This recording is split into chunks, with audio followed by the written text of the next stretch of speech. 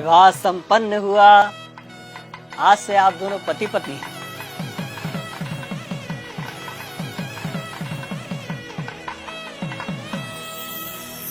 भाई साहब, पंडित जी को भी दक्षिणा देके निपटाओ बस। हाँ हाँ जीजा जी, याद है मुझे। पंडित जी, आपकी दक्षिणा। यजमान, मात्र 1100 रुपए दक्षिणा। अरे तो इतना हैरान क्या हो रहे हैं पंडित जी?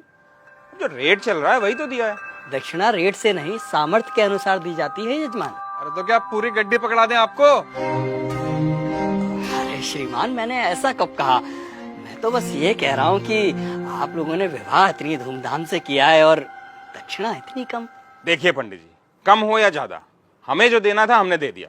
अब बाकी बात आप लड़की वालों से करिए भाई। कैसी बातें कर रहे हो भाई साहब? हमारे यहाँ पंडित जी को दक्षिणा लड़के वाले ही देते हैं। अरे पापा, 2100 दे के बात खत्म करो ना। ठीक है ठीक है। भाई साहब पगला रहे हो क्या? किस बात के 2100? 1100 काफी है, उससे 1 रुपया ज्यादा मत दो।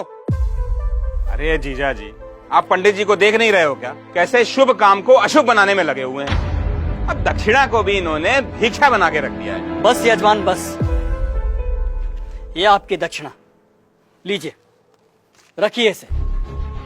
लेकिन एक बात मैं आपको बता दूं, बिना दक्षिणा के कोई भी यज्ञ संपन्न नहीं हो सकता, क्योंकि दक्षिणा यज्ञ की पत्नी होती है और सामर्थ्य होने के बावजूद दक्षिणा ना देने वाले व्यक्ति को गौ हत्या के समान पाप लगता है। अरे यार, इन पंडितों का यही है, जरा सा कुछ कह दो फौरन पाप पुण्य शुरू हो जाता है इनका, और इनकी जेब भरते रहो तो सब ठीक है। सही कह रहे हो जीजा जी। अरे मजे तो इन्हीं के हैं, गद्दे पे बैठ के 2-4 मंत्र पढ़ेंगे, विवाह संपन्न हुआ कह के मांग लो मोटी दक्षिणा। बस, बहुत बोल चुके आप लोग, अब मेरी सुनिए। अरे आप जैसे व्यक्ति लाखों करोड़ों रुपए विवाह के खान पान, गहनों, महंगी गाड़ियों, आतिशबाजी और बैंड बाजों में खर्च कर देते हैं, लेकिन जब समय आता है पंडित जी को दक्षिणा देने का, तब आपके हाथ रुक जाते हैं, मानो पंडित ने दक्षिणा नहीं आपसे आपकी संपत्ति मांग ली हो। एक बात बताइए, यदि किसी विवाह में पंडित ना हो, फेरे और बाकी कर्मकांड ना कराए जाए, तो इन 56 भोगों, नाच गाने और शराब पी के हुड़दंग मचाने से विवाह संपन्न हो जाएगा? नहीं होगा, क्योंकि विवाह में इन सब का कोई महत्व नहीं होता। लेकिन फिर भी हमारे समाज में वैदिक रस्मों की बजाय इन व्यर्थ के आडंबरों को बढ़ावा दिया जा रहा है।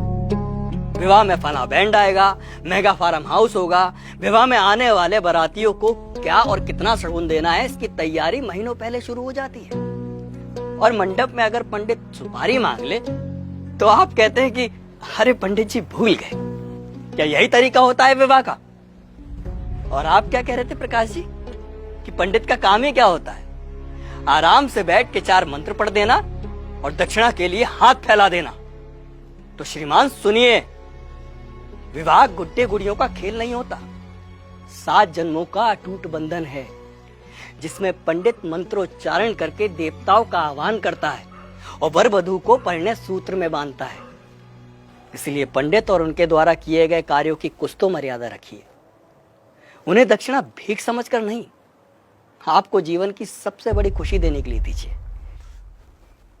पापा, कब होगी विदाई? वो बाहर BMW वाला नखरे दिखा रहा है, कह रहा 2 घंटे लेट हो गए, 50,000 रुपए मांग रहा है।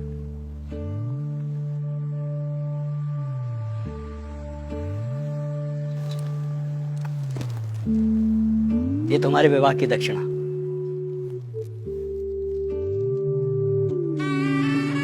खुश रहो।